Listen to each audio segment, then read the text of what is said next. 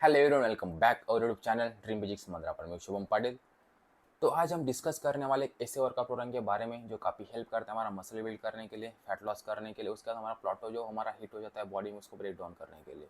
तो इसमें बात कर रहा हूँ ट्रायमेटिक ट्रांसफॉर्मेशन प्रिंसिपल की। काफ़ी पॉपुलर वर्कआउट है, कम से कम 150 मिलियन लोगों ने इसको यूज़ किया है वर्ल्ड वाइड और काफ़ी अच्छे रिजल्ट उनको आए। तो यस, मैंने भी उसको ट्राई किया, जैसे कि मैं 3 वीक से उसको ट्राई कर रहा हूँ और काफ़ी अच्छे रिजल्ट मुझे भी आ रहे हैं। मैंने क्लाइंट को सिखाया, उसके बाद मैंने जो भी एक्सपीरियंस किया इसे मैं शेयर करने वाला हूँ। तो प्लीज़ ये वीडियो एंड तक देखना, बिकॉज काफ़ी इन्फॉर्मेटिव वीडियो होने वाला है। तो ये जो डीटीपी वर्कआउट है, पॉपुलर बॉडी बिल्डर का नाम है क्रिस गेथिन, उन्होंने बनाया। तो क्रिस गेथिन को आप जानते नहीं होंगे। तो क्रिस गेथिन हमारे जो इंडियन एक्टर्स है पॉपुलर, जैसे कि ऋतिक रोशन हो गए, जॉन एब्राहम हो गए, उनको उन्होंने ट्रेन किया है उनको। तो जो ड्रामेटिक ट्रांसफॉर्मेशन प्रिंसिपल है काफ़ी साइंटिफिकली उन्होंने बनाया है। तो इसकी पूरी इंफॉर्मेशन इस वीडियो में मिलने वाली है, तो एंड तक बने रहना और जरूर देखना, बिकॉज काफ़ी हेल्प होने वाली है आपको अपने बॉडी को प्लाटो ब्रेक डाउन करने के लिए, मसल बिल्ड करने के लिए और जो रैपिडली फैट लॉस चाहते हैं उनके लिए। तो जानते हैं ड्रामेटिक ट्रांसफॉर्मेशन कैसे वर्क करता है, उसको कैसे करना चाहिए। तो ये जो वर्कआउट प्रोग्राम है अपने आप में हाई रेप रेंज वाला प्रोग्राम है। इसमें कम से कम हाई, मॉडरेट और लो रेप रेंज लगते हैं और उसका जो एक ही सेट होता है उसमें कम से कम 500 से ज़्यादा रेपरेशन लगते हैं। जैसे कि मैं एक सेट परफॉर्म कर रहा हूँ तो उसमें कम से कम 500 रेपरेशन लगेंगे। उसका जो सेट होंगे कम से कम 12 या 10 सेट हम ले सकते हैं। तो एक ही सेट में पूरा फेलियर हो जाता है और एक ही सेट में हमारा पूरा बॉडी फटीग हो जाता है। इसके कारण हमारा बॉडी काफ़ी अच्छा तगड़ा पंप देती है और इसमें जो हमारा कैलोरी एक्सपेंडिचर है काफ़ी बढ़ जाता है। तो जब हम इसको परफॉर्म करते हैं तो हम ऐसा नहीं करेंगे इसमें कम से कम 5 सेट लेंगे या ज़्यादा से ज़्यादा 6 सेट लेंगे, तो हम इसमें सिर्फ एक ही सेट परफॉर्म कर पाते हैं, बिकॉज ये काफ़ी हाई रेपिंग हो जाता है और इसके दौरान हमारा बॉडी पूरा फटीग हो जाता है। इसके लिए हम जो वीकेस्ट बॉडी पार्ट होगा उसके ऊपर काम करने के लिए भी उसको काफ़ी यूज़ कर सकते हैं। जैसे कि मेरा काफ्स काफ़ी वीक है अपर बॉडी का, जैसे कि मैं अपर बॉडी में देखो कि मेरे जो मिडल बैक है वो काफ़ी वीक है, उसके बाद वर्चेस जो मेरे वो काफ़ी वीक है। तो इसके ऊपर मैंने काफ़ी काम किया और मेरे काफ़ी अच्छे रिजल्ट आ रहे हैं। तो इसको आप ऐसे भी यूज़ कर सकते हो। तो इसको समझने के लिए हम एक एग्जाम्पल के थ्रू इसको समझ सकते हैं। जैसे कि हम लेग प्रेस की बात करेंगे, तो हम जब लेग की बात करते हैं तो लेग में हमारा हैमस्ट्रिंग हो गया, ग्लूट्स हो गया, इसमें आपका जो भी आपका वीकेस्ट पार्ट होगा उसके ऊपर आप काम करें। जैसे कि मेरा हैमस्ट्रिंग काफ़ी वीक है तो मैं इसमें हैमस्ट्रिंग भी लेने वाला हूँ, उसमें मैं स्क्वाट्स भी लेने वाला हूँ, जैसे कि मैं पूरा ओवरऑल लेग में ट्रेन कर लेता हूँ। तो देखिए जब हम लेग प्रेस की बात करेंगे तो हम लेग प्रेस में हम कम से कम पहले ही सेट में 50 रेपिटेशन निकालेंगे। तो ये आप सही सुन रहे हो कि 50 रेपिटेशन आपको एक ही सेट में करना है। तो 50 रेपिटेशन जब हम करेंगे तो उसमें हमारा जो वेट सेक्शन होगा काफ़ी कम होगा, बिकॉज हम 50 रेपिटेशन निकाल पाए। बट आपको इतना भी कम नहीं लेना कि आप इजीली 50 रेपिटेशन निकाल पाओ। तो उसमें 50 रेपिटेशन होगा, दूसरे सेट में हमारा 40 होगा, उसके बाद तीसरे सेट में 30 होगा, उसके बाद 20, उसके बाद 10, उसके बाद 5। हम धीरे धीरे नीचे आएंगे। जब हम धीरे धीरे नीचे आएंगे तो हमारा जो वेट होगा वो धीरे धीरे बढ़ते रहेगा, बिकॉज हम जब 5 की बात करेंगे तो हम सिर्फ 5 ही रेपिटेशन निकाल पाएंगे, उतना वेट हमें लेना है। इसमें आता है एक और ट्विस्ट, जैसे कि मैं अभी 5 पर आ गया तो हमें फिर से उसको आगे बढ़ाते हुए लेके जाए। जैसे कि हम 5 हो गए, उसके बाद हमें पिरामिडिकली उसको फिर से ऊपर लेके जाना है। जैसे कि 5 हो गए, उसके बाद 10 लेना है, उसके बाद 20, उसके बाद 30, उसके बाद 40, उसके बाद 50। इसमें कम से कम 12 या 10 सेट आप कर सकते हो। इसके वजह से हमारा जो बॉडी होता है पूरा फटीक हो जाता है और मसल पूरा ब्रेक डाउन हो जाता है।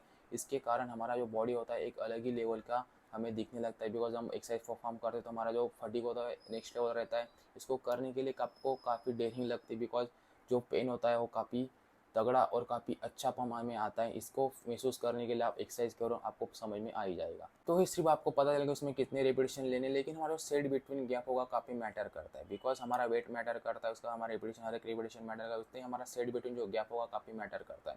बिकॉज ये जो सेट बिटवीन गैप होगा हमारा 50, 40 और 30 में काफ़ी कम होगा।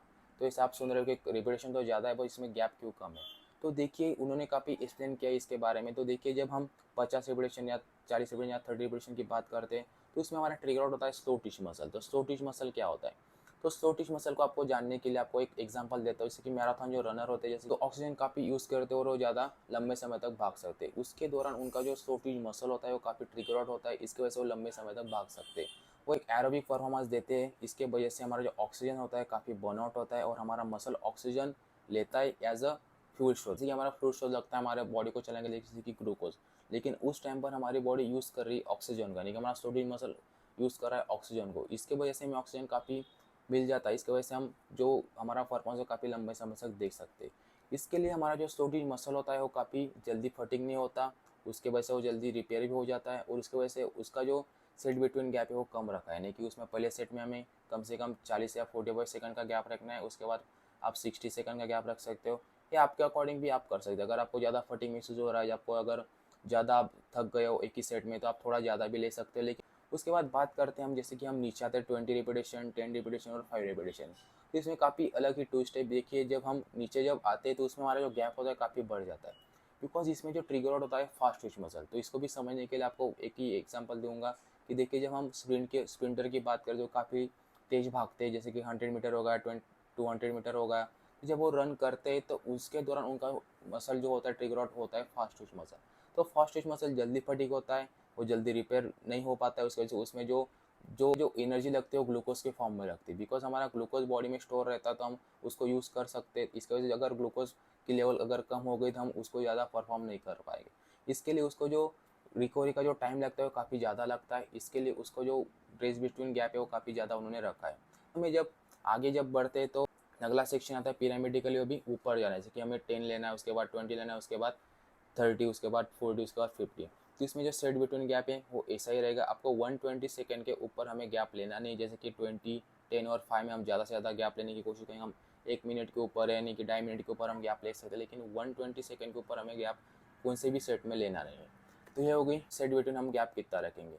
उसके बाद हमारा जो एक्सरसाइज होगा उसको कैसे हमें सिलेक्टिव एक्सरसाइज कैसे लेना है। तो मैंने क्या किया, फर्स्ट सेक्शन में अलग एक्सरसाइज रखा है, दूसरे सेक्शन में मैंने अलग एक्सरसाइज रखा है। जैसे कि मेरा फर्स्ट सेक्शन जो हुआ, जैसे कि 50, 40, 30, 20 और 5 के बीच में मैंने लिया है। मेरा एक एग्जांपल देता हूँ कि मैंने लेग का एक उसमें मैंने लिखा है लेग प्रेस को। उसके बाद मेरा जो अगला होगा सेक्शन, जैसे कि मेरा 5, 10, उसके बाद 20, उसके बाद 30, उसके बाद 40, उसके बाद 50, उसमें मैंने लिखा है हैमस्ट्रिंग कर्ल को। तो इसी में उसको परफॉर्म करता हूँ 12 सेट और काफ़ी अच्छा मुझे रिजल्ट आ रहे हैं।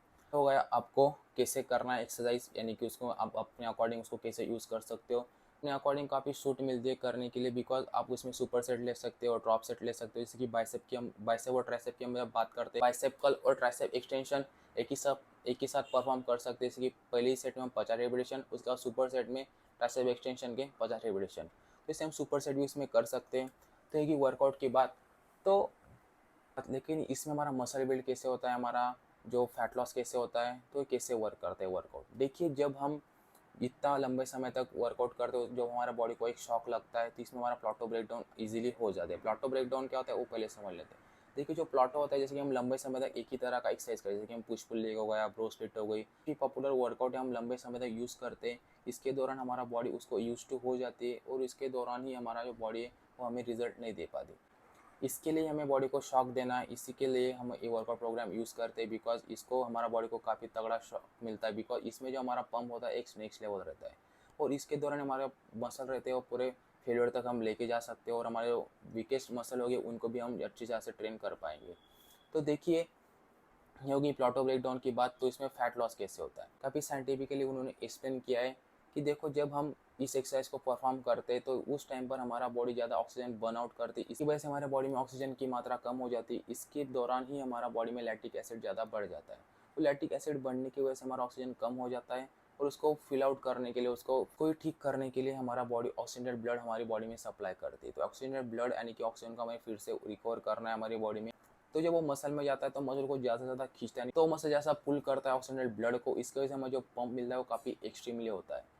तो इसी तरह हमारा जो भी फंक्शन चलता है तो इसमें हमारा ज़्यादा कैलोरीज बर्न होता है, नहीं कि इसमें काफ़ी हमारे बॉडी को वर्क करना पड़ता है। इसकी वजह से हमारे कैलोरीज एक्सपेंडिचर काफ़ी बढ़ जाता है। और आपको फैट लॉस करना है तो आप तो पहले से कैलोरी डिफिसिट में डाइट में रहते हो, तो आपको पहले से ग्लूकोज की कमी है, उसके बाद फिर से आपको बॉडी में एनर्जी कम है। तो इसमें से आप अगर ज़्यादा कैलोरीज बर्न करते हो यानी हमारा कैलोरी एक्सपेंडिचर बढ़ गया, यानी कि मेटाबॉलिज्म का बूस्ट हो जाता है, तो इसकी वजह से डायरेक्टली इम्पैक्ट होगा हमारा फैट लॉस के ऊपर। तो इसी प्रक्रिया से भी हमारा मसल गेन होता है। जैसे कि हम ज़्यादा से ज़्यादा पुल आउट हमारी बॉडी ऑक्सीजनेटेड ब्लड करते, तो इसके वजह से हमारे जो फाइबर शीट होते हैं, नहीं कि उसको बोलते हैं फैसिया, मसल के ऊपर फाइबर शीट होती है जो हमारे मसल को कवर आउट करते और प्रोटेक्ट करने के लिए रहती है। जैसे कि हम उसमें ज़्यादा ऑक्सीजनेटेड ब्लड आ जाता है तो काफ़ी एक्सट्रीमली पंप होता है। तो जो फाइबर शीट है जैसे कि इसको स्ट्रेच करने के लिए काफ़ी हेल्प करता है हमारा ये वर्कआउट प्रोग्राम। तो देखिए जब हमारा मसल काफ़ी पंप होता है तो हमारा जो फाइबर शीट स्ट्रेच होता है, इसकी वजह से हमारा मसल जो होता है उसको ज़्यादा रूम मिल पाता है, जैसा एक्सपांशन होने के लिए उसको काफ़ी जगह मिल जाता है। ना कि एक आप कह सकते हो को अगर हमारा मसल को कोई जकड़ के रखा है तो उसको अगर छूट मिलती है बढ़ने के लिए, यानी कि जगह मिलती है बढ़ने के लिए, वो अच्छे से ग्रो हो पाएगा। तो यही होता है इस वर्कआउट प्रोग्राम के दौरान, इसकी वजह से ही हमारा बॉडी अच्छे फैट लॉस कर पाते और मसल बिल्ड भी कर पाते। और मेरा एक्सपीरियंस कहूँ तो प्लेटो ब्रेक डाउन करने में काफ़ी हेल्प करता है हमारा वर्कआउट प्रोग्राम। तो इसको आप सिर्फ 4 वीक के लिए कर सकते हैं, आपको ज़्यादा देर तक उसको कर नहीं सकते, बिकॉज इससे आपका मसल लॉस भी हो जाएगा। बिकॉज मेरा खुद का एक्सपीरियंस कर रहा हूँ, आपको ज़्यादा लंबे समय तक इसको करना नहीं है। बिकॉज अगर आप एक शेड्यूल ट्राई करते हो कि इसको आप अगर करना है तो आप एक वीक में वो कर सकते हो या अगले वीक में अपना अपना जो वर्कआउट है वो कर सकते हो। बिकॉज ये काफ़ी इंटेंस और काफ़ी हाई रेंज वाला प्रोग्राम है, इसमें काफ़ी फटीग होता है। तो अगर आपका कोई भी मसल इसमें काफ़ी वीक है, जैसे कि मेरा काव्स वीक है, जैसे कि मेरे अपर जो चेस्ट बोली हुई वीक है, तो उसके लिए मैं उसको यूज़ कर सकता हूँ। तो मैं जो मेरे सेक्शन हो गए उसमें उसको डाल सकता हूँ, तो आपको अपने अकॉर्डिंग उसको यूज़ कर सकते हो। तो आपको तो डरने की बात नहीं, बिकॉज मैं फुल इन्फॉर्मेशन और देने वाला हूँ। बिकॉज मैं हर एक मसल के ऊपर, जैसे कि फुल वीकली में उसको बनाने वाला हूँ, कैसे करना है क्या करना है। इसलिए होगा हमारा डायमेटिक ट्रांसफॉर्मेशन का पूरा इन्फॉर्मेशन। तो डायमेटिक ट्रांसफॉर्मेशन में डीटीपी एक्सट्रीम नाम का भी वर्ड आता है। तो डीटीपी एक्सट्रीम मैंने वही बोला कि जो आप सुपर सेट लगाते हो, तो सुपर सेट के थ्रू उसको डीटीपी यानी कि काफ़ी एक्सट्रीम हो जाता है। बिकॉज एक ही सेट में आपके कम से कम 100 रेपिटेशन निकल रहा है, इसके वजह से उसको डीटीपी एक्सट्रीम बोला जाता है। बट आपको वो करने की ज़रूरत नहीं, बिकॉज आप 50 रेपिटेशन में पूरा फेलियर तक जा पाते हो। इससे आपको डीटीपी एक्सट्रीम करने की ज़रूरत नहीं। लेकिन हाँ, जो काफ़ी एडवांस एथलीट है, इंडियंस एथलीट है, उसको वो परफॉर्म कर सकते हैं। तो आप डीटीपी एक्सट्रीम के बारे में पूरा इन्फॉर्मेशन देना, बिकॉज मैंने खुद भी डीटीपी एक्सट्रीम किया है। तो एक दो सेक्शन डीटीपी एक्सट्रीम के बारे में शूट करेंगे, उसके बाद पूरा शूट जो हमारा होगा वो पूरा हमारा वर्कआउट जो भी फोकस वर्कआउट होगा उसके ऊपर होगा। तो यस, पूरी इन्फॉर्मेशन आपको समझ में आ चुकी होगी। अगर कोई भी इन्फॉर्मेशन समझ में नहीं आई है, मैं एक पीडीएफ नीचे शेयर कर दूंगा, आप उससे आप पूरी इन्फॉर्मेशन ले सकते हो कि कैसे करना है क्या करना है। और मैं तो वीडियो बनाने वाला हूँ, तो पूरी इन्फॉर्मेशन आपको तो पता चल जाएंगी। तो इस वीडियो को यही एंड करते हैं। अगर आपको इन्फॉर्मेशन अच्छी लगी होगी तो ज़्यादा से लोगों तक शेयर करना, लाइक और सब्सक्राइब करना ना भूलना। तो इस वीडियो में इतना ही। Thank you.